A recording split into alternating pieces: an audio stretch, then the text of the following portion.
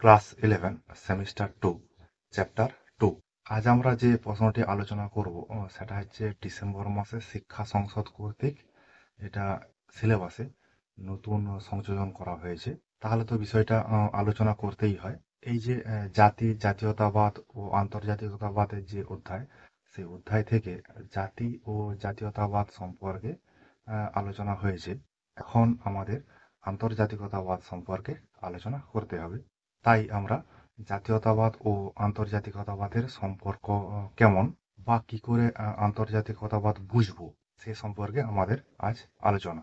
তো কোশ্চেনটা হচ্ছে এটাই যে জাতীয়তাবাদ ও আন্তর্জাতিকতাবাদের মধ্যে সম্পর্ক আলোচনা করো। তাহলে চলো প্রশ্নটা আলোচনা শুরু করা যাক। তাহলে প্রশ্নটা হচ্ছে তোমাদের জাতীয়তাবাদ ও আন্তর্জাতিকতাবাদের মধ্যে সম্পর্ক নিরূপণ করো 4 নম্বরের জন্য। অথবা দিয়েছে জাতীয়তাবাদ ও আন্তর্জাতিকতাবাদের মধ্যেকার সাদৃশ্য ও বৈসাদৃশ্য সংক্ষেপে লিখো। সম্পর্ক বললে সাদৃশ্য বৈসাদৃশ্য দুই লিখতে হবে। যদি জাতীয়তাবাদ ও আন্তর্জাতিকতাবাদের মধ্যে পার্থক্য পড়ে তাহলে শুধুমাত্র বৈসাদৃশ্য লিখতে হবে। ঠিক আছে, প্রশ্ন আলোচনায় আসা যাক। আধুনিক সভ্যতার এ যুগে বিশ্বের মানুষ পরস্পর কাছাকাছি হয়ে আসছে।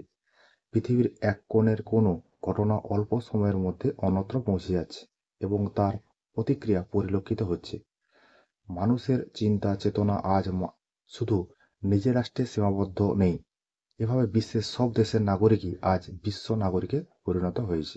তাহলে আন্তর্জাতিকতাবাদে যখন মানুষ পৌঁছে যাচ্ছে তখন সে আর নিজ রাষ্ট্রের নাগরিক নয়, সে বিশ্ব নাগরিকে পৌঁছে যাচ্ছে।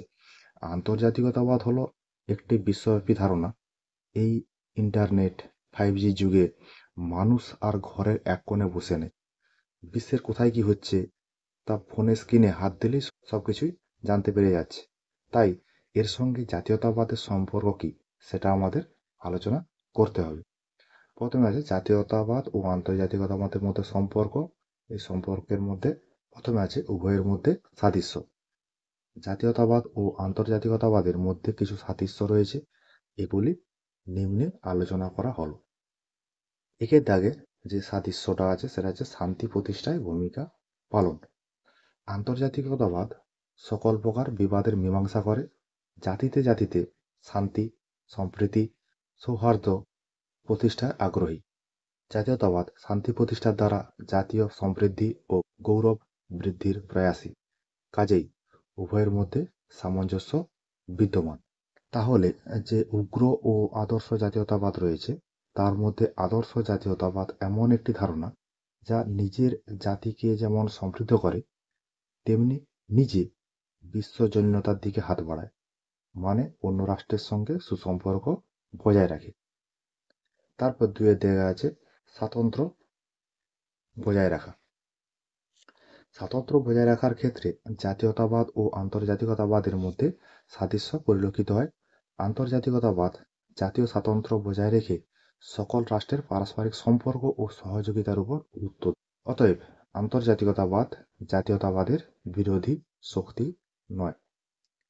তাহলে একটি রাষ্ট্র স্বাতন্ত্র্যতা বজায় রেখে বা সার্বভৌমিকতাকে বজায় রেখে অন্যান্য রাষ্ট্রের সঙ্গে সুসম্পর্ক তৈরি করে। এদিক দিয়ে দেখতে গেলে একটি জাতীয় রাষ্ট্র নিজেকে আন্তর্জাতিকতাবাদে পরিণত করেছে, এ নিয়ে কোনো সন্দেহ নেই। তবে জাতীয় রাষ্ট্রের জাতীয়তাবাদ সুস্থ হতে হবে। এটা গেল তোমার হচ্ছে 2 নম্বর পয়েন্ট। এরপর আছে তোমার 3 নম্বর পয়েন্ট, আন্তর্জাতিকতাবাদ স্বদেশপ্রেমকে বিশ্বপ্রেমে পরিণত।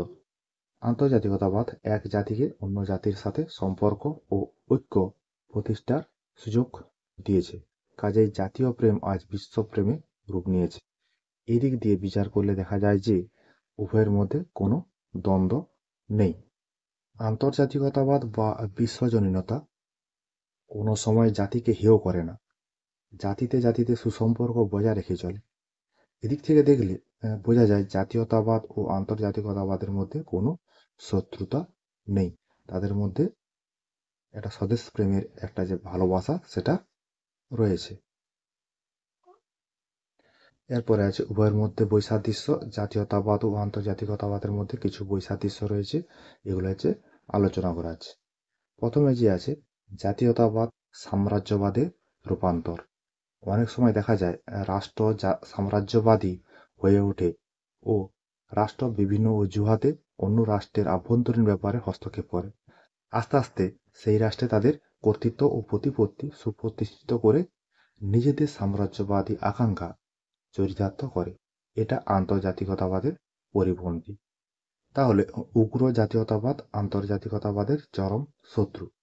যেখানে আন্তর্জাতিকতাবাদ সুস্থ বিশ্ব গড়ে তোলার বার্তা দেয়, সেখানে কিন্তু উগ্র জাতীয়তাবাদ নিজেদের প্রতিপত্তি বজায় রাখার জন্য সাম্রাজ্যবাদী ধারণা চরিতার্থ করতে ব্যস্ত থাকে। এদিক থেকে কিন্তু জাতীয়তাবাদ এবং আন্তর্জাতিকতাবাদের পরিপন্থী। এটা সবসময় হচ্ছে, এই জাতীয়তাবাদটা সবসময় হবে তোমার উগ্র জাতীয়তাবাদ। দুই আছে জাতীয়তাবাদ জাতিতে জাতিতে অনৈক্যের সৃষ্টি করে। জাতীয়তাবাদের প্রেরণায় একটি জাতি নিজেদের মধ্যে শক্তিশালী ঐক্য গড়ে তোলে এবং অন্য জাতির প্রতি হিংসা ও বিদ্বেষ পোষণ করে। অসুস্থ জাতীয়তাবাদ যখন নিজের জাতিকে শ্রেষ্ঠ এই উন্মত্ত নেশায় মেতে ওঠে, তখন সে অন্য জাতিকে হেয় করে। এটা পরপর যে আলোচনাগুলো করেছিলাম সেই আলোচনাগুলোতে আমরা শুনেছি বা দেখেছি। তাহলে একটা জাতি অন্য জাতিকে হেয় করে, হিংসা করে, তাহলে সেই জাতি কোনোভাবেই আন্তর্জাতিকতাবাদে পৌঁছাতে পারবে না। যেসব জাতি নিজেকে জাত্যাভিমানের পর্যায়ে পৌঁছে দেয়, সেই জাতি কিন্তু কোনো সময় আন্তর্জাতিকতাবাদে পৌঁছাতে পারে না। আন্তর্জাতিকতাবাদ একটি মহান একটি ধারণা। তারপরে পরিশেষে বলা আছে, জাতীয়তাবাদ কোনোভাবেই আন্তর্জাতিকতাবাদে পরিপন্থী হতে পারে না। তবে সংকীর্ণ বা চরম জাতীয়তাবাদ বিশ্ব শান্তির পক্ষে হুমকি স্বরূপ। এটা আন্তর্জাতিক ক্ষেত্রে বিভেদ ও অশান্তির সৃষ্টি করে।